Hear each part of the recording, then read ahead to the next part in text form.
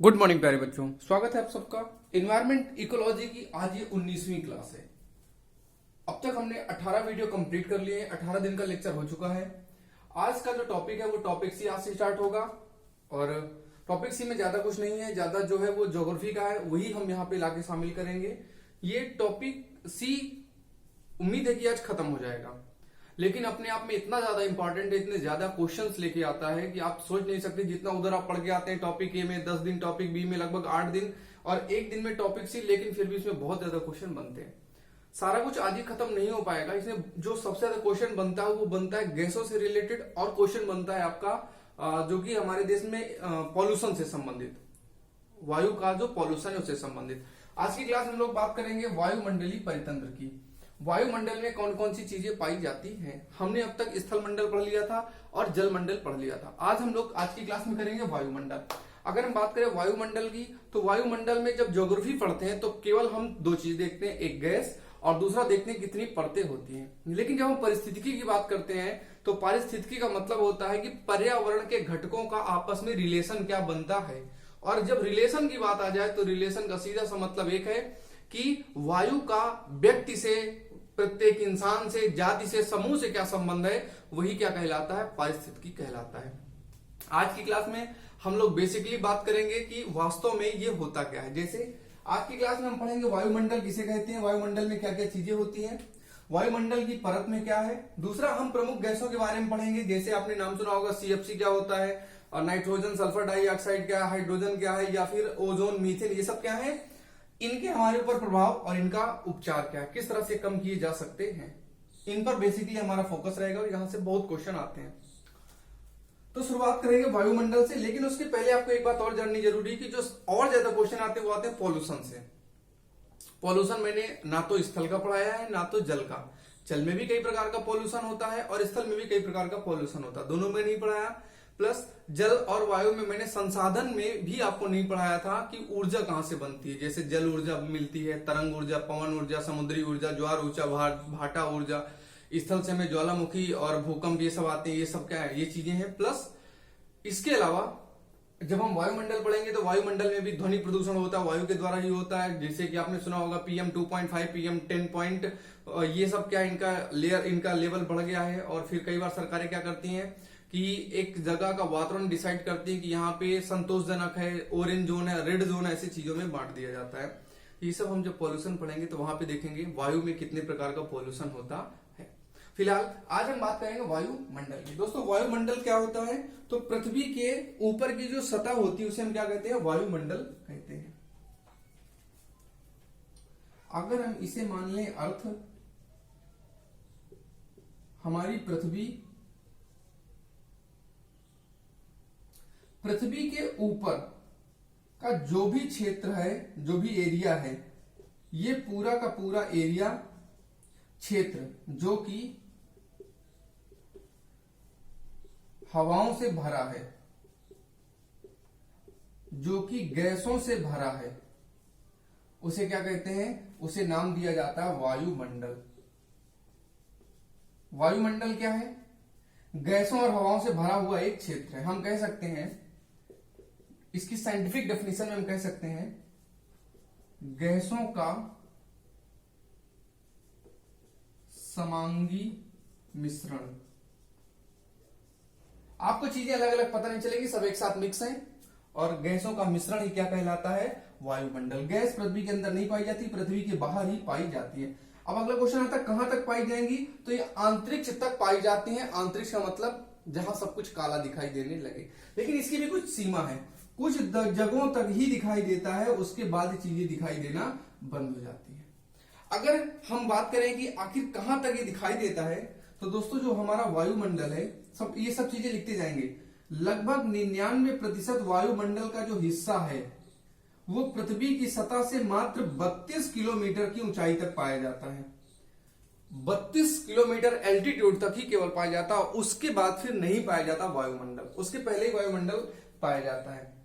इसका मतलब ये जो गैसें हैं वायुमंडल में, ये गैसें कितनी दूरी तक पाई जाएंगी पृथ्वी की सतह से, अधिकांशतः 32 किलोमीटर तक ही पाई जाती है। इसके बाद 1% बचता है, जो कि आपका कहां तक जाता है, जो 1% बचा वो 128 किलोमीटर प्लस तक चला जाता है। ये आप 150 किलोमीटर या 400 किलोमीटर कहीं कहीं थोड़ी बहुत मात्रा में मिल जाए, एक दो जगह पे एक दो मॉलिक्यूल्स, तो बात अलग है।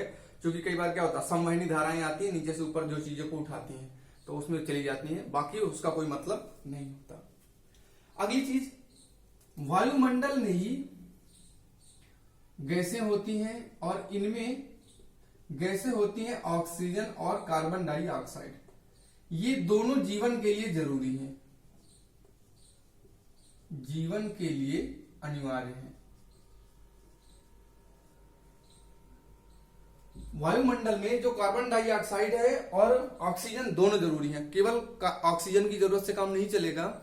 रीजन क्या है कि जब हम ऑक्सीजन को अपने भोजन पचाने में यूज करते हैं, ऑक्सीजन क्या होता है, उत्प्रेरक होता है। जो हमने खाना खाया, जब उसको हमारी शरीर तोड़ती है, तो तोड़ने के लिए डीजल पेट्रोल जैसे इंजन में आप डालते हैं, तो वैसे ही ऑक्सीजन की हमें जरूरत होती है, क्योंकि उसको टुकड़े में तोड़ने में हेल्प करती है, खाने को पचाने में, ऊर्जा निकालने में हमारी मदद करती है। तो इसके लिए हमें जरूरी होता है। अब हम खाएंगे कहां से?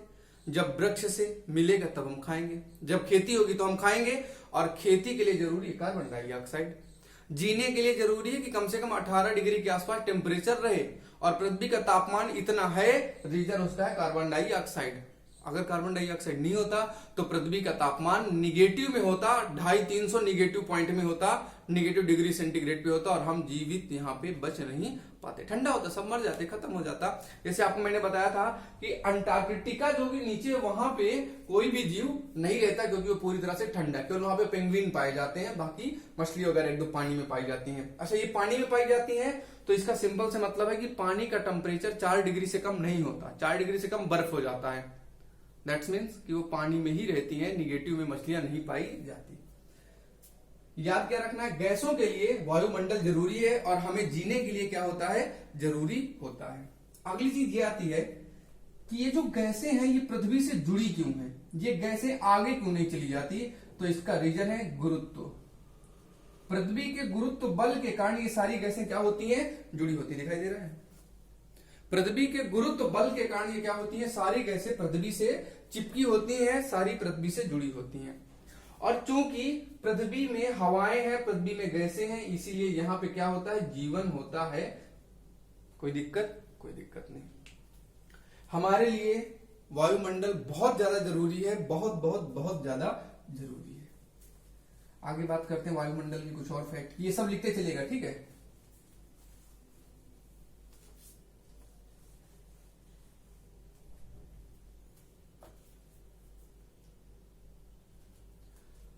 अगर हम यहां पे परसेंट की बात करें, प्रतिशत की बात करें गैसों की,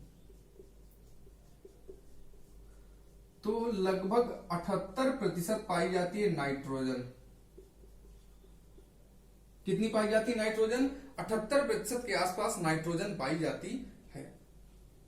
ऑक्सीजन की बात करें तो 20.8% के आसपास पाई जाती है ऑक्सीजन। इसके बाद वाला याद रखना है आर्गन।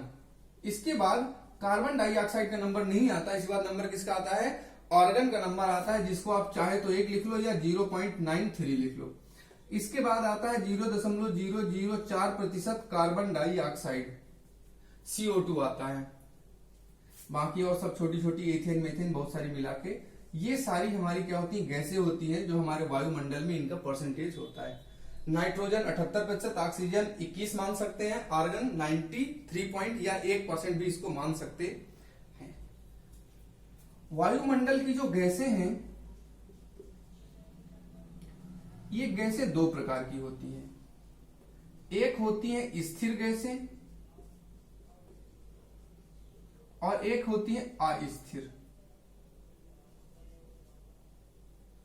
अस्थिर गैस, स्थिर गैस का मतलब जो रुकी हुई है, जिनके मान में कोई परिवर्तन, कोई चेंज नहीं होता है, जैसे ऑक्सीजन, नाइट्रोजन, जैसे ओजोन, इनके भी मान में ज्यादा कुछ परिवर्तन नहीं होता है। नाइट्रोजन, आर्गन, हीलियम, ये कुछ ऐसी गैसें हैं जिनका जो मान है वो सेम रहता है, इनके मान में कोई परिवर्तन, विशेषता नहीं होता है, जैसी हैं वैसी ही रहती हैं। अगर परिवर्तनशील की बात करें तो कार्बन डाइऑक्साइड है, जो सबसे ज्यादा है, नाइट्रोजन डाइऑक्साइड है, सल्फर डाइऑक्साइड है। ये कुछ ऐसी गैसें हैं जो बराबर बदलती रहती हैं, हमेशा चेंज होती रहती हैं। CO2, NO2, SO2 या CH2, ये कुछ ऐसी गैसें दिखाई दे रहा है नीचे तक, ये कुछ ऐसी गैसें हैं जो लगातार परिवर्तित होती रहती हैं। क्यों? क्योंकि ये किसी न किसी से मिलकर बनती हैं। ये दो अंग से, सल्फर और oxygen, nitrogen oxygen, carbon oxygen, और ये अलग अलग चीजों से मिलकर बनती है, जिस वजह से इन्हें क्या कहते हैं? अस्थिर गैसें कहते हैं। अस्थिर का मतलब जो कि फिक्स नहीं है, इनके मान में परिवर्तन होता रहता है। थोड़ा सा यहीं पे कुछ कर लेते हैं, एक दो गैसों के बारे में जान लेते हैं।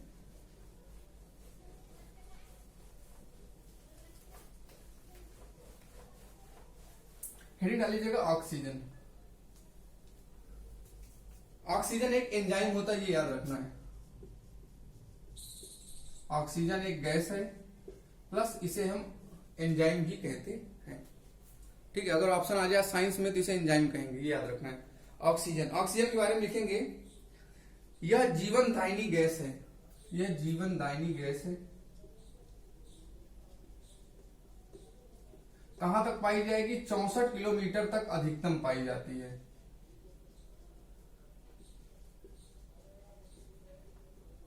चौसठ किलोमीटर तक अधिकतम ऊंचाई इसकी होती है, जहां तक ये पाई जाती है।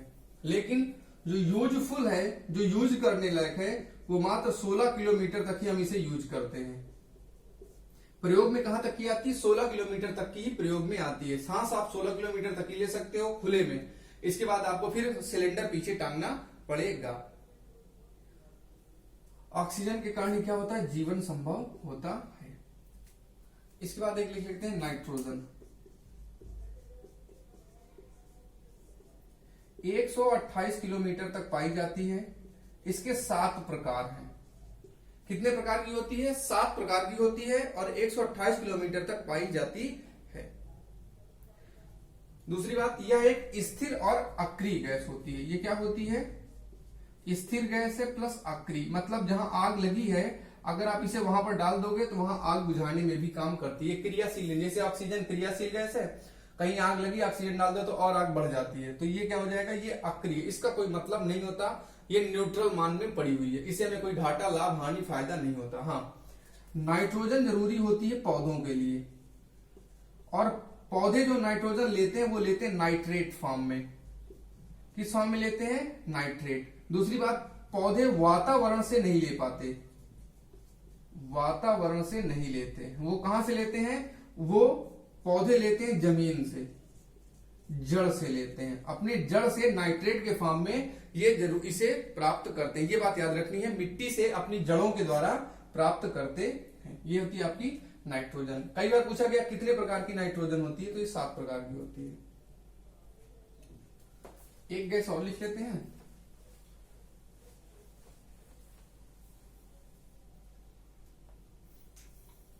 कार्बन डाइऑक्साइड की बात करते हैं। 17वीं शताब्दी के पहले, एडी से पहले, इसकी जो सांद्रता थी, इसका जो मान था, वो लगभग 250 ppm था। अब हो गया है 400 ppm। ppm का मतलब ये इसकी मात्रता होती, सांद्रता होती है कि कितनी ज्यादा सघन हो गई है। 1000 ppm लेंगे तो उसमें इसकी मात्रा कितनी हो गई है? 250 हो गई है। जो 250 होती है तो ठीक रहता है, कोई दिक्कत नहीं है, लेकिन अब कितनी हो गई है? 400। इसी वजह से टेम्परेचर इसका क्या हो रहा है? बढ़ रहा है। दूसरी बात, कार्बन डाइऑक्साइड एक भारी गैस होती है। कैसी गैस होती है? भारी। इसका वेट ज्यादा होता है, इसलिए ये पृथ्वी की सतह में ही पाई जाती है, पृथ्वी की सतह तक पाई जाती है। पृथ्वी की सतह के ऊपर ज्यादा नहीं पाई जाती। और अगर हम इसकी ऊंचाई की बात करें कि कहां तक पाई जा सकती है, तो मैक्सिमम पाई जा सकती है 32 किलोमीटर तक अधिकतम पाई जा सकती है। 32 किलोमीटर के बाद ये नहीं पाई जाती है। ये 2-3 गैसें हैं जो इनको हम लोग बार बार क्या करते हैं? यूज करते हैं।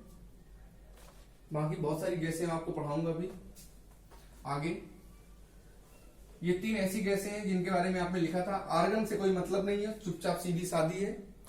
आगे बात करते हैं पृथ्वी की परतें। वायुमंडल की परतें। अगर हम बात करें वायुमंडल की परतें, इसे मानिए पृथ्वी, और पृथ्वी के ऊपर का जो पहला लेयर होता है हवाओं का, एक लेयर होता है, इसके बाद दूसरा लेयर,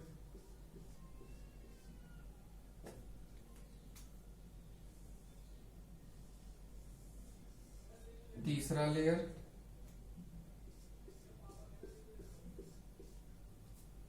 चौथा,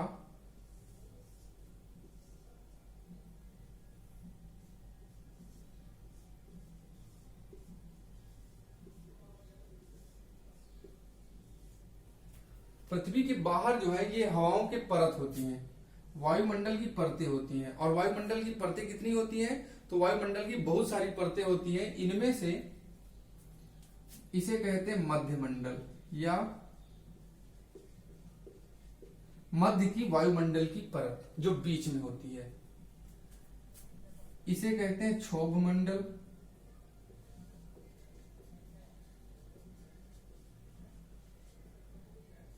इसे कहते हैं समताप मंडल, इसे कहते हैं मध्यमंडल, इसे कहते हैं आयन मंडल, इसे कहते हैं बहिर्मंडल।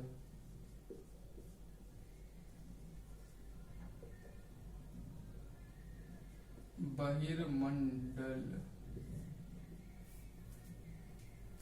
ये अपनी पृथ्वी की सतह में कुछ क्या होती हैं? मंडल पाए जाते हैं। दूसरी बात ये होती है कि इनकी ऊंचाई कितनी होती, कहां तक ये पाई जाती है। सबसे पहले लिख लेंगे क्षोभ मंडल। क्षोभ मंडल पाया जाता है 8 से 18 किलोमीटर की ऊंचाई तक।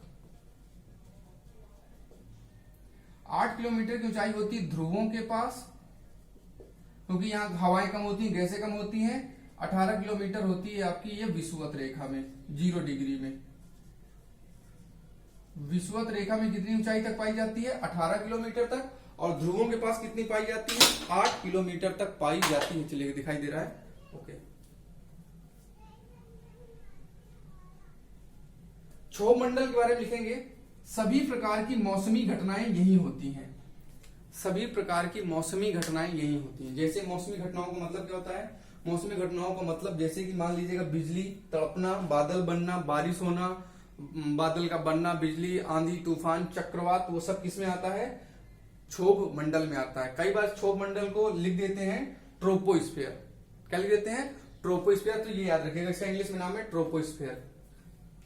समताप मंडल, इसके बाद समताप मंडल का नंबर आएगा। 18 किलोमीटर से लेकर 50 किलोमीटर तक पाया जाता है। 18 किलोमीटर से कहां तक पाया जाएगा? 50 किलोमीटर की ऊंचाई तक पाया जाता है, जिसका नाम क्या होता है? स्ट्रेटोस्फेयर। 50 किलोमीटर तक पाया जाता है। इसे समताप मंडल क्यों कहते हैं? क्योंकि यहां टेम्परेचर में चेंज होता है। यहां क्या होता है? टेम्परेचर में चेंज होता है।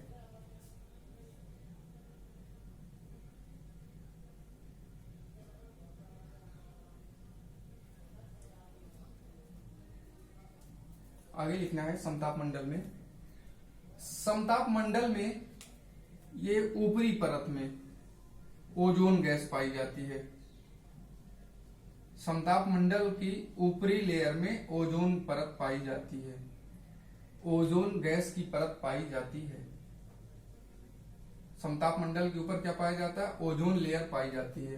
तो समताप मंडल के ही सबसे ऊपर 50 किलोमीटर से नीचे पाई जाती है क्या? उसे कहते हैं ओजोन। यहाँ पे ओजोन गैस एक साथ पाई जाती है, थोड़ी सी मोटाई पाई जाती है। मान लीजिएगा कि ये आपका है समताप मंडल। समताप मंडल में ऊपर आपकी है ओजोन। अब किसी कारण से ओजोन क्या हो गई? टूट गई। यहां तक ओजोन हो गई और इधर ओजोन हो गई। यहां ओजोन थोड़ी कम हो गई, तो ये जहां पर ओजोन की मात्रा कम हो जाती है कहते हैं ओजोन छिद्र। ये पहली बार अंटार्कटिका महाद्वीप में देखा गया था, मतलब पृथ्वी के नीचे वाले भाग में देखा गया था। ये क्यों देखा गया था वहां पे? क्योंकि टेम्परेचर बढ़ने की वजह से वहां की बर्फ पिघली थी, और बर्फ पिघलने से मीथेन गैस निकलती है और कार्बन डाइऑक्साइड निकलती है, और ऊपर जाके O3 से कार्बन डाइऑक्साइड SO2 ने अभिक्रिया की और उससे ओजोन का जो कण थे वो ऑक्सीजन में या कार्बन डाइऑक्साइड में सब में टूट गए। तो टूटने की वजह से वहां पे जो मोटाई थी मोटाई कम हो गई। मोटाई कम हो गई तो उसका मतलब वहां पे छेद हो गया। उसे मोटाई कम को छेद के नाम से जाना जाता है, ओजोन होल के नाम से जाना जाता है। समताप मंडल में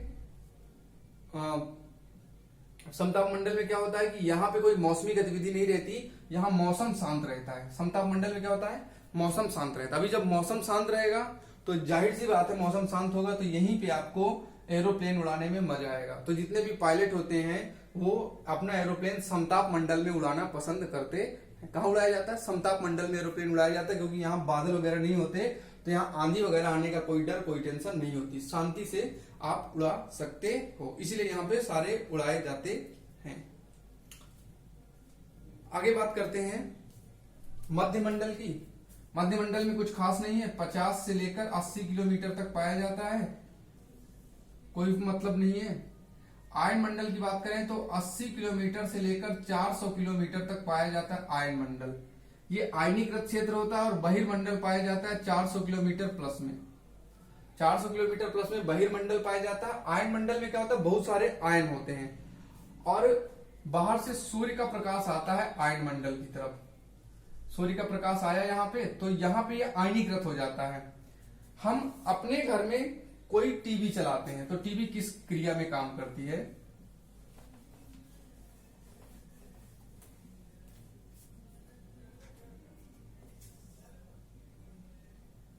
ये यहां पे एक लगा हुआ है टावर।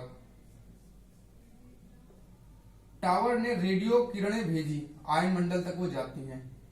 आयन मंडल से वो फिर ट्रांसफर होकर वापस कहां आती हैं, हमारे घर में लगे हुए एंटीने में आती हैं और उससे हमारे घर में क्या चलती है, टीवी चलती है। यहां से जाना आना बिल्कुल आसान, रेडियो वेव्स होती हो जाती हैं। लेकिन ये जब ज्यादा आयनीकृत हो जाता है और सूर्य की कई बार ज्वालाएं निकलती हैं, सूर्य ज्यादा बड़ा हो गया छोटा हो गया तो सूर्य से कई बार लपटें निकलती हैं और उन लपटों का प्रभाव यहां तक आ जाता है आयन मंडल तक।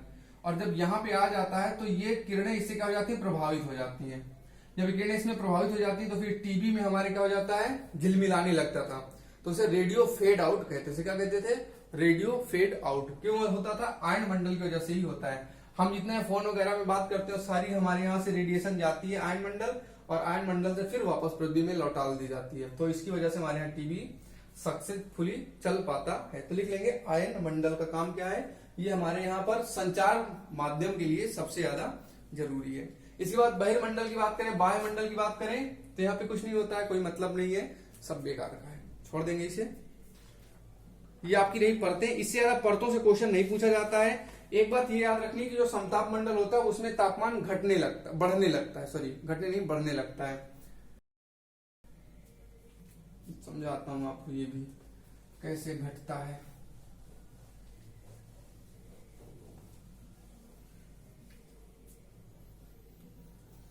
देखिएगा, एक तरफ है हमारा सन और एक है हमारी अर्थ। सन की जो रेड्स होती हैं वो शॉर्ट वेव रेडिएशन होती हैं। शॉर्ट वेव रेडिएशन ये लघु तरंग दैर्घ्य होती है। पृथ्वी में इस जगह पे मान लीजिएगा एक है लेयर जिसे कहते हैं O3, ओजोन लेयर मान लीजिएगा। ओजोन के पहले यहां पर आपका होता है CO2 carbon dioxide, SO2, NO2 या इन सबको आप मिला जुला के कह सकते हो CFC, ग्रीन हाउस गैस। ये सब मिला के आप इन्हें क्या कह सकते हो, ग्रीन हाउस गैस कह सकते हो। सबको मिला के ग्रीन हाउस गैस होता है। नाम क्यों होता है वो मैं बताता हूं। ये शॉर्ट वेव रेडिएशन से सूर्य का प्रकाश आया, आता गया और पृथ्वी में आ गया। पृथ्वी में आया, नो इशू। पृथ्वी में आने के बाद पृथ्वी क्या करती है, जब ठंडी हो जाती है, रात में सूर्य छिप गया तो फिर से क्या होता है, ये इसे वापस भेजना शुरू कर देती है। जब ये वापस भेजती है, पृथ्वी में जो ऊर्जा आई थी तो वो भेजती है लॉन्ग वेव रेडिएशन में। आया था शॉर्ट वेव में, जाता है लॉन्ग वेव में। शॉर्ट था तो ये कट फिट कर अंदर तक आ जाता है, लेकिन जब ये लॉन्ग हो जाता है तो इन्हीं गैसों में फंस जाता है। इन्हीं गैसों में क्या हो जाता है, फंस जाता है। फंसने की वजह से इसके बाहर निकलने की जो क्षमता है वो बहुत कम हो जाती है। तो जब हम ग्रीन हाउस गैसों को बढ़ाते हैं तो ये क्या करती है, पृथ्वी से वापस जाने वाले जो ऊर्जा है उस ऊर्जा को ये अवशोषित कर लेती हैं और अपना मान क्या कर देती हैं, बढ़ा देते हैं। जिससे यहाँ पे क्या हो जाता है, टेम्परेचर बढ़ जाता है। इससे तापमान यहाँ पे क्या हो जाता है, बढ़ जाता है। तापमान बढ़ेगा तो जो क्षेत्र जहां बर्फ जमी वो बर्फ क्या हो जाएगी, धीरे धीरे पिघलने लगेगी। इसीलिए हमें क्या करना है, इन गैसों का उत्सर्जन कम करना है ताकि रेडिएशन वापस ज्यादा हो जाए। हाँ, जरूरी भी है, अगर ये होंगी ही नहीं तो सारा का सारा टेम्परेचर बाहर पृथ्वी का निकल जाएगा। तो सुबह तो ये बहुत तेजी से गर्म होगी पृथ्वी और रात में तेजी से ठंडी हो जाएगी। जैसे आपने देखा होगा कि जो रेगिस्तान होते हैं, रेगिस्तान में दिन में बहुत ज्यादा गर्मी होती है और रात में बिल्कुल शीत हो जाता है, ठंडा हो जाता है। रीजन वहां ऊपर बादल नहीं होते, तो सारा का सारा जो ऊर्जा आती है वो सारी ऊर्जा रात में वापस भेज दी जाती है। तो ये एक समस्या होती है। ओके, चलेगा। तो ये खैर कोई बात नहीं, आगे चलते हैं अगले इंपॉर्टेंट टॉपिक पर। तो पेज के अपने 3 खंड कर लीजिएगा।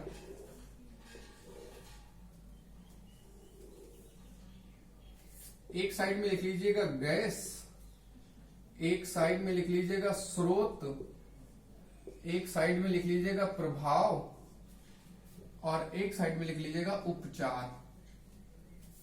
जैसे हम लोग करते हैं एक गैस जिसका नाम है CO। CO मतलब कार्बन मोनोऑक्साइड। ये जो है गैस ये रंगहीन है,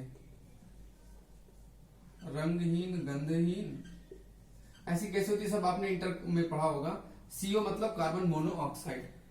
अब अगली चीज आती है कार्बन मोनोऑक्साइड के स्रोत क्या है, इसके प्रभाव क्या है और इसका उपचार क्या है। फिर इसके बाद हम लोग लिखेंगे दूसरी गैस। तो पहले लिखते हैं कार्बन मोनोऑक्साइड। कार्बन मोनोऑक्साइड के स्रोत क्या है, जीवाश्म ईंधन से निकलती है। जीवाश्म ईंधन जब जलाया जाता है, जीवाश्म ईंधन मतलब कोयला वगैरह जब जलाया जाता है तो उससे निकलती है। लिखेंगे जीवाश्म ईंधन के दहन से, जीवाश्म ईंधन के दहन से, कॉमा स्वचालित गाड़ियों से, जो हम लोग अपनी गाड़ी चलाते हैं, मोटरसाइकिल, साइकिल, औद्योगिक उत्पाद से। औद्योगिक उत्पाद मतलब जैसे जाए कहीं पे सरिया सीमेंट बन रहा है, कहीं पे कोई चीजें बनी तो वहां पे, प्लस सिगरेट से, सिगरेट से, सिगरेट से भी कार्बन मोनोऑक्साइड निकलता है।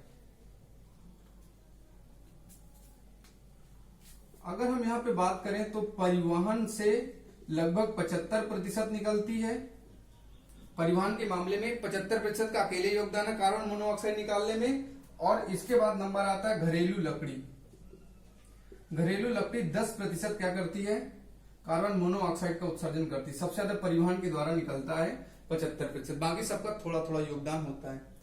इससे फर्क क्या पड़ता है, तो इसे हम सांस के द्वारा अंदर लेते हैं, सांस के द्वारा अंदर लेते हैं। और जब हमारे अंदर जाता है तो कोई भी गैस अंदर जाएगी तो फेफड़े के द्वारा गुर्दे उर्दे में जाके वहां पे जब हमारा ब्लड पंप करता है तो ब्लड में जाके ये मिल जाती है। और जब ब्लड में मिलेगी तो समस्या होगी।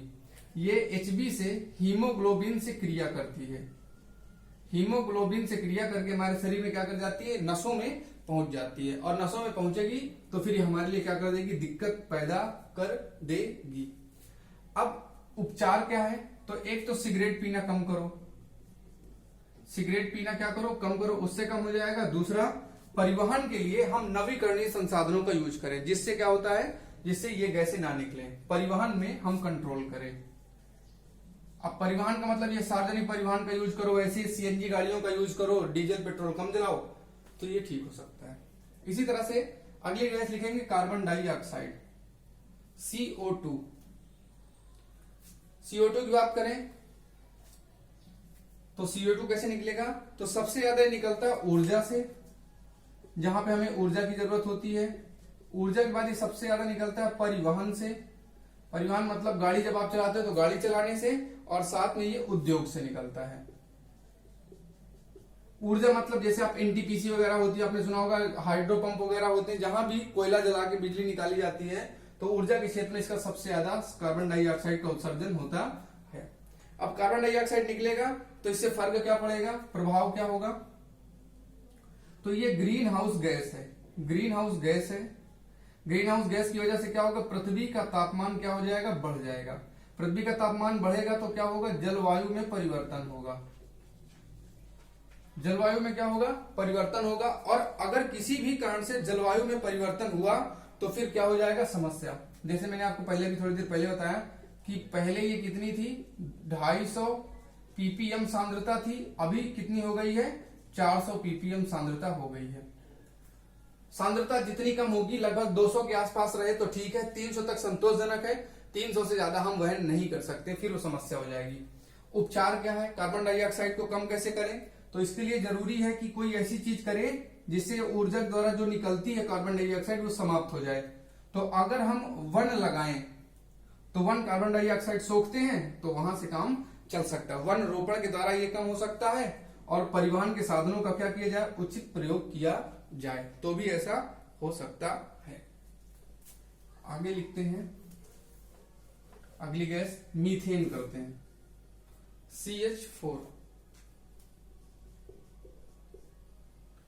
CH4 लिखेंगे। मीथेन, मीथेन कहां से निकलती है, धान के खेत से निकलती है, आर्द्र भूमि से निकलती है। आर्द्र भूमि पीछे पढ़ा था, आर्द्र भूमि क्या होती है, आर्द्र भूमि में भी धान के खेत आते हैं, ठीक है, धान के खेत को भी आर्द्र भूमि में गिना जाता है। धान के खेत से बड़ी मात्रा में मीथेन गैस का उत्सर्जन होता है, आर्द्र भूमि से निकलती है और प्राकृतिक दहन से भी निकलती है। प्राकृतिक दहन और किण्वन, किण्वन मतलब कोई कचरा वगैरह जब सड़ने लगता है तो सड़ने से जो महक आती है ना कूड़ेदान के आसपास, वो इसी की महक होती है, मीथेन वगैरह की महक होती है। इससे प्रभाव क्या पड़ेगा, तो ये भी ग्रीन हाउस गैस है, सेम प्रभाव यही वाला पड़ जाएगा। अब इसको समाप्त कैसे किया जा सकता है, तो जो मीथेन होती है ना, इसमें 60% योगदान है मानव जनित। तो मानव जनित जो योगदान है उसे कम किया जाए, गीला कचरा गीले डब्बे में, सूखा कचरा सूखे डब्बे में, और कचरा ज्यादा पैदा ना किया जाए, कचरा जो निकले उसे क्या किया जाए, मॉनिटर किया जाए, उसको शुद्धिकरण उसका किया जाए।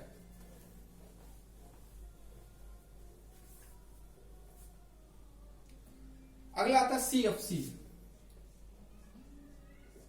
ये कार्बन का अंग होता है, कार्बन के साथ साथ क्लोरीन का और फ्लोरीन का, इसमें 3 होते हैं, एक होता क्लोरीन, एक होता फ्लोरीन और एक होता कार्बन। ये तीनों का मिक्सचर होता है, इसे कहते हैं क्लोरोफ्लोरोकार्बन।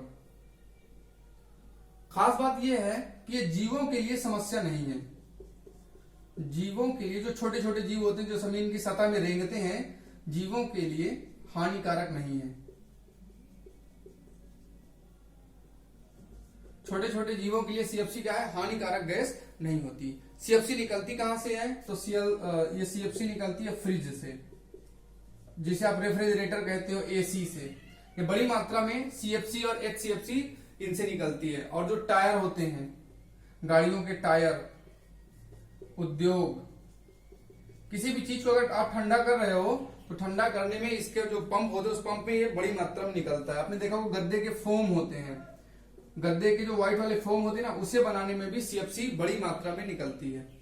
CFC करता क्या है, देखो यहाँ पे क्लोरीन है, ये कार्बन है, फ्लोरीन है, ये सारे जाते हैं ऊपर ओजोन के पास, और ओजोन के मात्रा को क्या करते हैं, प्रभावित करते हैं।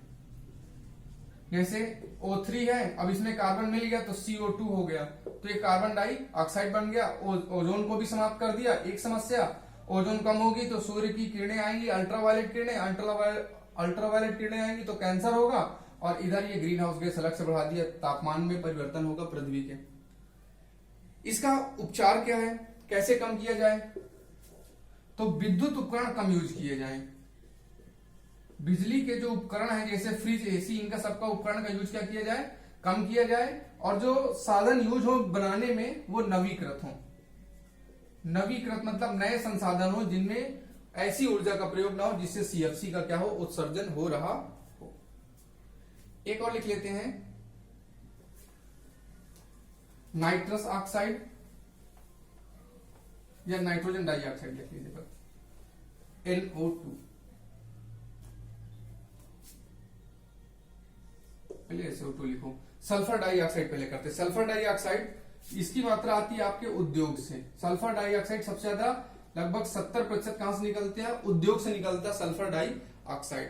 प्लस ऊर्जा से निकलता है लगभग 15% के आसपास, और परिवहन से निकलता है 10% के आसपास। परिवहन से भी सल्फर का उत्सर्जन होता है। ये करता क्या है, ये प्रकृति में जो बादल होते हैं, जो जल होता है, जल में मिलता है और जल में मिलकर H2SO4 बनाता है।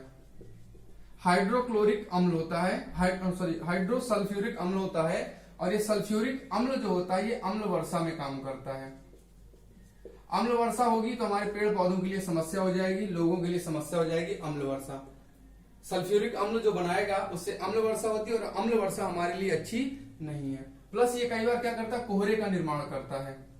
जैसे आपने सुना होगा दिल्ली में फॉग आ जाता है, नवंबर दिसंबर में एक महीने तक फॉग रहता है। वो ठंडा नहीं रहता लेकिन पूरी धुंध छाई रहती है, सांस लेने में दिक्कत होती है। तो ये कोहरे और फॉग का भी निर्माण करता है।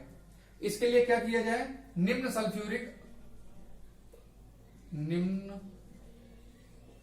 सल्फ्यूरिक उत्सर्जन वाले साधन का प्रयोग।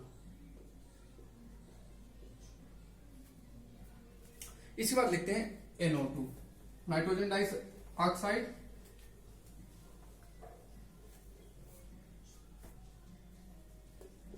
नाइट्रोजन डाइऑक्साइड, नाइट्रोजन डाइऑक्साइड में क्या दिखाई दे रहा है ना, कोई दिक्कत तो नहीं हुई ना। नाइट्रोजन डाइऑक्साइड की बात करें तो इसमें आपका आता है ईंधन, परिवहन। ईंधन, जब आप ईंधन बनाते हो तो भी नाइट्रोजन डाइऑक्साइड निकलता है, परिवहन से भी निकलता है, और थोड़ा बहुत उद्योग से भी निकलता है। अभी नाइट्रोजन डाइऑक्साइड प्रभाव क्या करेगा, तो ये हमारे मसूड़ों में सूजन लाता है। मसूड़ों में सूजन, मुंह में क्या हो जाएगा, आपके सूजन आ जाएगी, दांत क्या हो जाएंगे, कमजोर हो जाएंगे। इससे क्या होगा, दांतों में रक्त स्राव होने लगता है। रक्त स्राव, रक्त निकलना या मुंह से रक्त का बहना शुरू हो जाता है। इससे कैंसर हो सकता है, कैंसर कारक भी इसको माना जाता है। तो अपने आप में क्या भयानक है। दूसरा एक और काम करता है, अम्ल वर्षा में भी सहायक है। अम्ल वर्षा में भी सहायक होता है। अभी इसका उपचार क्या है, तो सेम टू सेम वही उपचार। उद्योगों में क्या किया जाए, फिल्टर लगा दिया जाए। जो उद्योग जहां से निकलता है तो उद्योगों में फिल्टर लगा दो। जिस चिमनी से धुआं निकलता है, चिमनी के ऊपर क्या लगा दो, फिल्टर लगा दो, जो कि क्या करे, इसको बाहर निकलने से रोके। एक और लिख लेंगे लास्ट, केवल सीसा, लिड जिसको कहते हैं, लिड। लिड का लिखेंगे, ये मोबाइल उद्योग से निकलता है। कहां से निकलता है, मोबाइल उद्योग से निकलता है। और ये पानी में मिल जाता है किसी तरीके से अगर तो हमारे शरीर में जाता है और हमारे शरीर में तंत्रिका तंत्र को प्रभावित करता है। तंत्रिका तंत्र मतलब हमारे शरीर में जो ब्लड सर्कुलेट होता है, ब्लड सर्कुलेशन को परेशान करता है, खराब करता है। और ये समाप्त कैसे होगा, तो जो अपशिष्ट होता है, अपशिष्ट का उपचार हो या निपटारा। ये अपशिष्ट से निकलता बचे, जैसे बैटरी का सेल वगैरह होता है जो बच जाता है, क्योंकि अभी अपने यहाँ ई कचरा बहुत बड़ी मात्रा में निकल रहा है। इलेक्ट्रॉनिक चीजों का कचरा, मोबाइल का जो कचरा है, बैटरी वगैरह सब बहुत ज्यादा खराब होती है। तो ऐसी चीजों में क्या करना, वहां पे थोड़ा कंट्रोल करना, वहां पे कंट्रोल करेंगे तो फिर ये कम मात्रा में निकलेगा, तो अपने लिए अच्छा रहेगा। यहीं तक रखते हैं। और अब आपका पसंदीदा टॉपिक जो आपको करना था, जिसके लिए आप लोग इतने दिन से वेट कर रहे थे कि हम लोग एक दिन आएगा और हम लोग शुरू करेंगे, जैव विविधता क्या होती है। तो नो डाउट अपना डी टॉपिक क्या था, जैव विविधता। तो हम लोग अब जैव विविधता पर चलते हैं और कल की क्लास से जैव विविधता शुरू करेंगे। बायोडाइवर्सिटी जिसको कहते हैं, और उसके टॉपिक, और फिर इसके बाद लास्ट में हम लोग करेंगे प्रदूषण और ऊर्जा के साधन। कौन कौन से ऊर्जा के साधन है, और क्योटो प्रोटोकॉल और मॉन्ट्रिक्स प्रोटोकॉल, ये जितने भी अपने यहाँ REDD है या UNFCC है, आपने सुना होगा। बहुत सारे जितने संधि सम्मेलन होते हैं, COP20, एजेंडा 21, और ये बहुत सारा कुछ आपने सुना होगा। तो वो सब हम लोग शुरू करेंगे नो डाउट, बिना किसी परेशानी के। कल से आपको मिलेगा सेम टाइम पे। Okay, bye bye, take care.